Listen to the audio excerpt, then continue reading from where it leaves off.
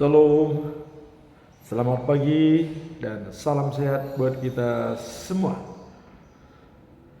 Semoga hari ini lebih baik dari hari yang kemarin.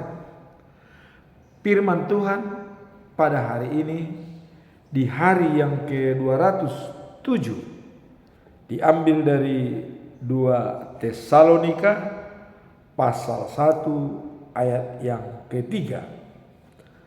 Di hari yang ke-207 tanggal 26 Juli 2025 dengan perikop percaya pada Yesus dan mengasihi. Itulah perikopnya. Sebagai nats kita lihat dalam hari ini yaitu kami wajib selalu mengucap syukur kepada Allah karena kamu, saudara-saudara.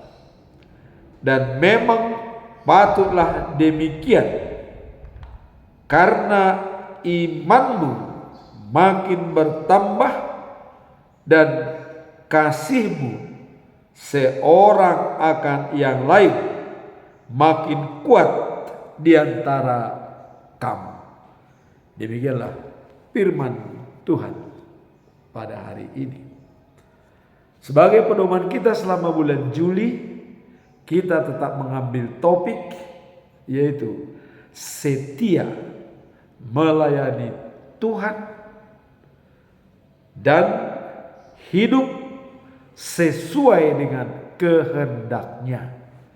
Dijabarkan dalam 1 Korintus pasal 15 ayat 58. Sebagai intinya adalah berdirilah tegak, jangan goyah, giatlah bekerja untuk Tuhan, bersekutu dengan Tuhan. Jerih payahmu tidak akan sia-sia. Jadi dengan kata lain, giat bekerja untuk Tuhan dan bersekutu dengannya, pekerjaan kita tidak sia-sia. Sekarang kita coba lihat apa latar belakang dari 2 Tesalonika pasal 1 ayat 3. Kami wajib selalu mengucap syukur. Apa latar belakang yang disampaikan oleh Rasul Paulus pada perikop ini? Latar belakang daripada perikop ini adalah dapat dipahami dalam konteks hubungan atau dukungan dan penguatan iman jemaat di Tesalonika. Jadi dukungan dan penguatan iman daripada jemaat di Tesalonika. Rasul Paulus menulis surat ini untuk mengucapkan terima kasih atas iman dan kasih jemaat yang terus bertumbuh,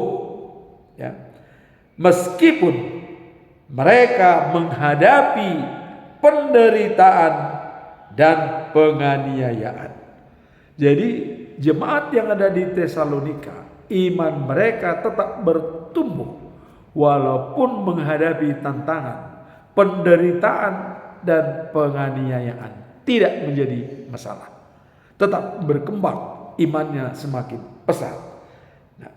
Kemudian Paulus mengatakan bahwa rasa syukur kepada Allah karena iman mereka bertumbuh dengan baik dan kasih mereka semakin melimpah kepada satu sama lain. Jadi di samping iman mereka bertumbuh, juga menjalankan karakter Allah yaitu kasih semakin bertambah antara satu dengan yang lainnya. Itulah latar belakang daripada perikop ini. Iman jemaat di dalam Kolose semakin bertumbuh dan semakin memiliki kasih walaupun menghadapi penganiayaan dan penderitaan. Nah, kita lihat dalam Mazmur pasal 38 ayat 18 dikatakan, Tuhan dekat dengan orang-orang yang patah hati dan yang menyelamatkan orang-orang yang remuk jiwanya. Jadi orang yang patah hati dan remuk jiwanya, Allah menyelamatkan mereka. Tuhan dekat dengan mereka. Demikian juga lah jemaat di Tesalonika menghadapi penderitaan, penganiayaan yang hebat karena Kristus, tapi iman mereka semakin bertumbuh dan kasih semakin berhasil antara sesama. Itulah latar belakang daripada perikop ini. Nah, kemudian dalam tindakan mereka seperti disampaikan oleh Matthew Henry, memberi pada yang butuh berkat ibadah iman yang hidup dan mempunyai hidup yang kekal. Jadi artinya menurut para ahli, surat ini ditujukan untuk menguatkan dan menghibur jemaat yang mungkin merasa tertekan dengan situasi yang mereka hadapi. Jadi sengaja memang surat ini ditujukan kepada orang-orang yang tertekan hatinya. Tadi seperti dalam Mazmur pasal 38 ayat 18 dikatakan, Tuhan dekat kepada orang-orang yang patah hatinya dan menyelamatkan orang-orang yang remuk jiwanya. Ini pun terjadi di jemaat Tesalonika. Terjadi penganiayaan dan penderitaan kepada jemaat, tapi iman mereka tetap bertumbuh. Dalam situasi yang sulit seperti penguatan iman dan kasih mereka yang bertumbuh menjadi sumber penguatan dan dukungan, betapa pentingnya hubungan antar sesama orang yang percaya pada Tuhan. Jadi dengan adanya hubungan yang intim antara komunitas yang sudah percaya kepada Tuhan, saling menguatkan dan saling mendorong mereka bersatu padu dalam meningkatkan iman mereka. Maka dikatakan, walaupun ada tantangan yang dihadapi, tapi iman mereka tetap bertumbuh dengan baik, bahkan menjalankan karakter Allah semakin baik, yaitu kasih antar sesama. Itulah latar belakang daripada perikop ini. Sekarang apa tujuannya dinyatakan dalam perikop ini?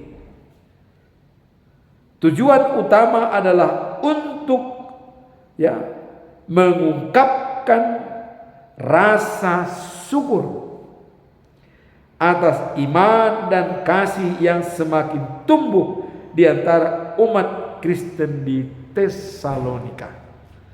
Jadi merupakan ungkapan rasa syukur atas iman dan kasih yang semakin bertumbuh di antara umat Kristen di Tesalonika. Jadi adanya iman yang bertumbuh, dan Paulus mengatakan rasa syukur karena semakin banyak orang yang percaya kepada Tuhan.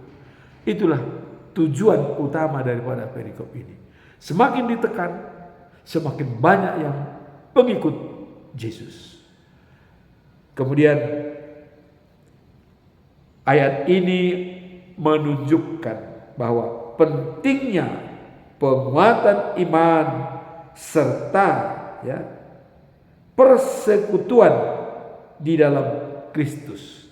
Jadi penguatan iman dan bersekutu di dalam Kristus. Nah, itulah dikatakan dengan penguatan ini bahwa mereka menjalankan hidup baru, dari hidup lama menjadi hidup baru. Disinilah adanya transformasi spiritual di dalam mereka, dari hidup baru, dari hidup lama menjadi hidup baru bersama dengan Kristus. Dan juga mereka tidak jemu-jemunya melakukan kebaikan antara sesama mereka, karena mereka yakin akan menuai pada saatnya bila tidak lemah. Dalam Galatia 6 ayat 9 dikatakan, jangan jemu-jemu berbuat baik, karena pada waktunya kita akan menuai apabila kita tidak lemah. Sesuai dengan pedoman kita dalam bulan ini, berdirilah tegak, jangan goyah, biarlah bekerja untuk Tuhan, bersekutu dengan Tuhan, jerih payahmu tidak sia-sia. Itu juga dijabarkan dalam Galatia 6 ayat 9. Jangan jemu-jemu berbuat baik, karena kita akan menuai pada saatnya bila tidak lemah. Jadi jerih payahmu tidak sia-sia. Itu jelas apabila kita setia melayani Tuhan dan hidup sesuai dengan kehendak-Nya. Sekarang kita masuk dalam bagian yang ketiga, yaitu apa pesan moral daripada perikop ini. Kita sudah melihat dari latar belakang bahwa jemaat di Tesalonika, iman mereka semakin bertumbuh dan semakin kuat walaupun dalam penderitaan. Tujuannya adalah untuk berbuat baik terhadap sesama dan menjalankan karakter Allah. Sekarang apa pesan moral daripada perikop ini? Pesan moralnya adalah mengandung pengajaran tentang pentingnya iman dan kasih di antara umat Tuhan. Jadi pengajaran tentang iman dan kasih di antara umat Tuhan. Jadi menjalankan iman yang baik dan kasih antara sesama dalam umat Tuhan. Itulah pesan moral. Kemudian Paulus bersyukur. Kenapa Paulus bersyukur? Karena pertumbuhan iman dan kasih yang semakin melimpah. Ucapan syukur daripada Paulus. Dia mengucap syukur kepada Tuhan. Pesan moralnya. Karena semakin banyak iman yang bertumbuh di antara jemaat. Kemudian kasih yang semakin melimpah. Kita diajak untuk mengembangkan iman kita dan saling mendukung satu sama lain dengan kasih dari Tuhan, menjalankan karakter Allah. Jadi ada semacam konsepsi sistem, saling berhubungan, saling mendorong, saling membutuhkan, dan saling menentukan antara yang satu dengan yang lain dengan pertumbuhan iman yang baik, yang mengucap syukur dengan pertambahan iman yang sangat baik. Itulah pesan moral daripada perikop ini.